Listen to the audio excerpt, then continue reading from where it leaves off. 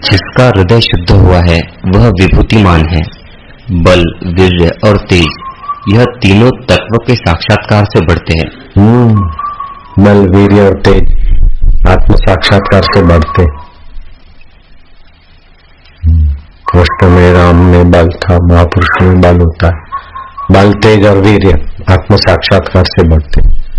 वीर्यवान उसको बोलते जिसकी बात पर दूसरे का मन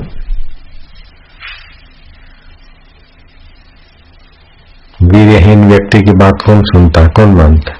वीर्यवान व्यक्ति के दर्शन से आनंद आता है। वीर्यहीन व्यक्ति से क्या दर्शन?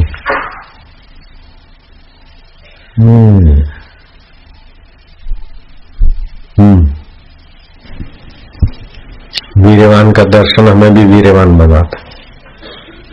वीर्यहीन व्यक्ति के दर्शन से कौन मानता उसकी बात? उसकी वाणी में क्या आकर्षण, उसके बुद्धि में क्या तेज, उसकी निष्ठा में क्या दम? वीर्यहीन व्यक्ति। वीर्यवान व्यक्ति था श्री कृष्ण देखा फूंक मारी बंसी में आए। ब्रह्मज्ञानी सदा निर्लेपा। ऐसी ब्रह्मज्ञानियों का आचरण हो तो कभी कभी अज्ञानी उलझ जाए। उलझे हुए अज्ञानी उलझन में पड़े तो उनकी मर्जी, और बोले तो रामकृष्ण को किसी ने बोले क्या है इसमें, फलानी के घर गुरु जी रहे, फलानी ऐसी है वैसी है। बोले काली माता का पुजारी होके फिर ऐसे गुरु के चक्कर में आए। वो कलाल वो तेली बाई है, उसके घर तो न जाने क्या क्या धंधे होते। ऐसे के घर तुम वो बाई के पास तुम्हारे गुरु रहते।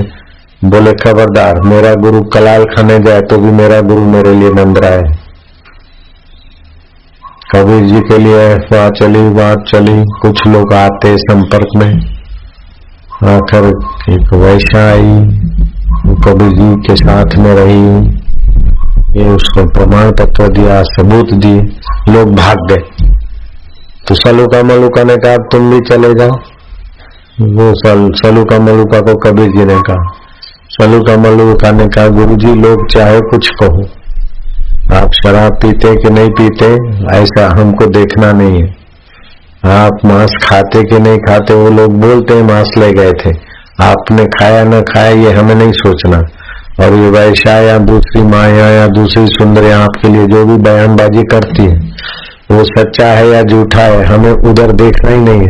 हमें तो आपकी उपस्थिति से, आपके ज्ञान से हमें फायदा हो रहा है। चितेरा सुंदर चित्र घर में रखता है कि नहीं रखता, लेकिन उसके सुंदर चित्र तो अपने घर में ले आते। मिठाई वाला खुद मिठाई खाता है कि नहीं खाता, फिर भी उसकी दुकान की मिठाई हम लेते। ऐसे ही आप आचरण क्या करते नहीं करते हमें नहीं देखना है, आपके द्वारा हमें लाभ हो रहा है, बस हो गया। ऐसा नहीं करना चाहिए आपको ऐसा करना चाहिए। हम आपके गुरु नहीं है, हम तो आपसे लाभ लेने वाले सेवक हैं, शिष्य हैं। चंद्रमा को ऐसा नहीं करना चाहिए, सूर्य को ऐसा नहीं करना चाहिए, ऐसा बकने वाला किसान खेती क्या करेगा? किसान तो सूर्य और चंद्रमा के किरणों का फायदा लेके अपना गल्ला भर ले, अपना धार भर ले, खेती कर ले। सूर्य को ऐसा नहीं करना चाहिए, पानी इतना नहीं सोखना चाहिए, चंदा को कलाएं कम नहीं करनी चाहिए। ऐसा सूरज और चंदा के लिए बकवास करने वाले किसान तो पागल है। समझदार किसान तो सूर्य और चांद का फायदा ले, बारिश का फायदा ले, है? ऐसे ही संत की जल वृष्टि न्याय न उसका संत की कृपा का फायदा ले। ऐसा नहीं होना चाहिए, ऐसा है कि नहीं है, ऐसा हुआ कि नहीं हुआ, ऐसा हुआ। वो तो उलझ के मर जाते अनिष्ट में। नारायण फिर उलझ के फिर टोंटबाज होके अपना पुण्य और प्रभाव और नाश कर देते। फिर भी गुरु उठाने को कहते चलो बेचारे सुधर जाए तो ठीक है, बच जाए तो ठीक है, इतना मेहनत किया है, काय को कोई पतन हो। और पतन होना तो आसान है, पहाड़ से पर्वत लुढ़कना तो आसान है, लेकिन ऊपर चढ़ना कठिन है, चट्टान को ऐसे गिरना तो बहुत सरल है। निंदक की बातें सुनो, निंदक की हाँ में हाँ करो तो पतन तो धड़ाक से होता है, लेकिन शिला को ऊपर चढ़ने में परिश्रम है, चट्टान को लुढ़कने में क्या बहादुरी है, ऊपर चढ़ने में। ऐसे ही है, पूरा करो। हे राम जी, जगत में ज्ञानवान ही सुखी है। जगत में ज्ञानवान ही सुखी है, बाकी सब पचते रहते हैं अज्ञान में। और जीता भी वही है, जीवन भी उसी का, जीता भी वही है। बाकी सब मरने वाले शरीर में मैं करके मरे जा रहे, तनाव में, टेंशन में। और सब दुखी और मृतक समान है। और सब दुखी है, हम मुर्दे के समान, मुर्दे वाले शरीर को मैं ही मान के मरे जा रहे। और बली भी ज्ञानवान ही है, बलवान भी ज्ञानवान है। जो मोह रूपी शत्रु को मारकर संसार समुद्र के पार होता है। ये मेरा बेटा है, ये मेरी बेटी है, ये मेरा पत्नी है, मेरा पति है, ये मोह नहीं रहता ज्ञानवान को। सबकी भलाई के लिए सम व्यवहार कर देगा, ऐसा बलवान है। मोह रूपी शत्रु को ज्ञान की तलवार से काट के किनारे कर दिया, ऐसा ज्ञानी होता है। मोह सभी व्याधियों का मूल होता है, ज्ञानी मोह को ही काट देता है। चल। और सब निर्बल है, और सब निर्बल है। हे राम जी, तुम तो भगवान हो, बोधवान होकर संसार समुद्र से तर जाओ। तुम तो समर्थ हो, तुम्हारे पीछे और तुम्हारे स्वभाव को विचार करके और भी संसार समुद्र से तर जाएंगे। जो इस शुभ मार्ग को त्याग कर विषय मार्ग की ओर जाते हैं, वे संसार समुद्र में डूबे हैं। जो ये आत्मज्ञान का, संयम का, धर्म का रास्ता छोड़कर मनमाने रास्ते जाते हैं, वो संसार में डूबते। इससे तुम भी ज्ञानवान हो, संवेदन रहित जो संवित मात्र तत्व है उसमें स्थित हो। वह एक है और सबके आदि, सबके उत्तम, कलना से रहित और सब में स्थित है। तो करता हुए भी अकर्ता होगे और करता हुए सब कुछ करते हुए भी अकर्ता। ब्रह्मज्ञानी सदा निर्लेपा, करता होते हुए भी अकर्ता। ज्ञानी महाकर्ता, महाभोक्ता, महात्यागी, महारागी, ऐसा समर्थ होता है। ज्ञानी को तोड़ने वाली बुद्धि छिन्न भिन्न हो जाती। गुरु ने माने मानवी, देखे दे व्यवहार, कहे प्रीतम संशय नहीं, पड़े नरक मोझार। वशिष्ठ जी कहते हैं, हे राम जी, स्वरूप से न कोई बंध है और न कोई मुक्त है। सर्वसत्ता एक आत्म तत्व स्थित है और भीतर बाहर सब वही है। मैं सुखी हूँ, मैं दुखी हूँ, मैं मूढ़ हूँ, इस मिथ्या दृष्टि को दूर से त्याग दो और आपको केवल आत्मरूप जानकर स्थित हो।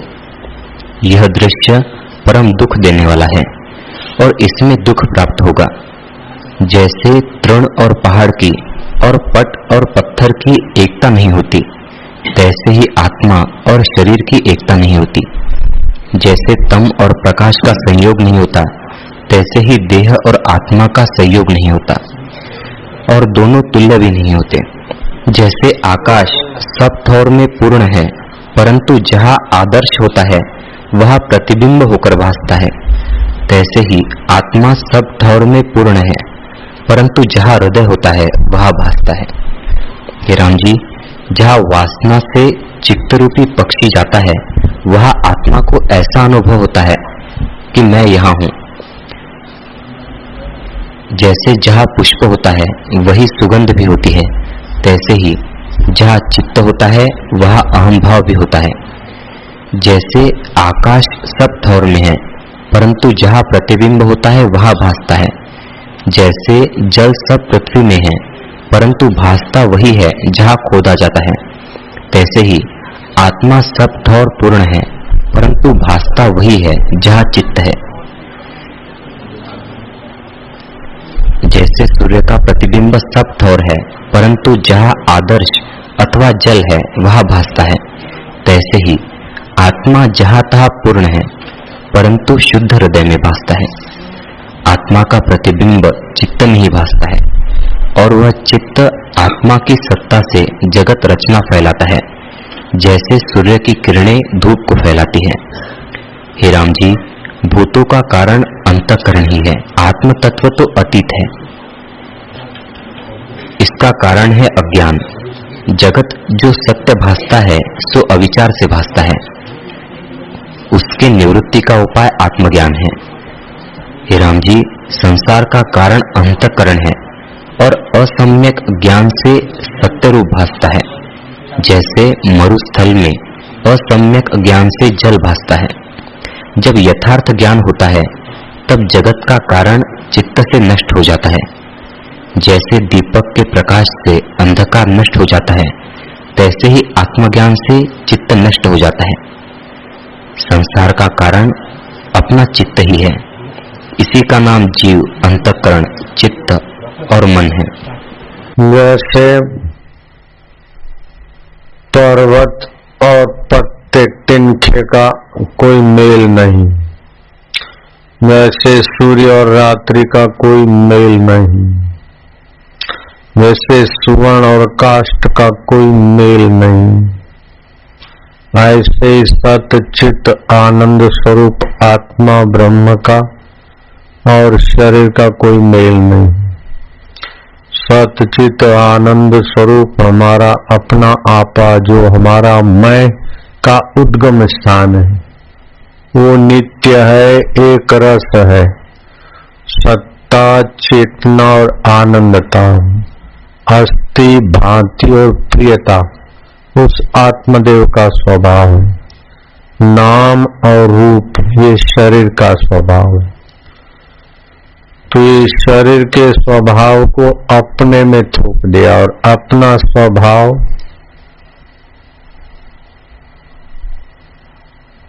शरीर में ठोक दिया। मैं सदा बना रहा हूं, मेरी वस्तु सदा बनी रहे, मैं सदा सुखी रहूं। जो सदा है, ज्ञान स्वरूप है और सुख रूप है, वो हमारा अपना आपा है। जो पहले नहीं था, बाद में नहीं रहेगा, अभी भी नहीं की तरफ जा रहा है, वह शरीर है।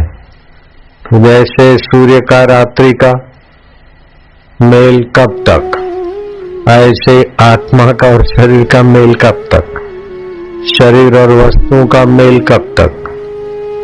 ये देखते देखते बदल जाता है, लेकिन हम अपने आपा को कभी नहीं छोड़ते।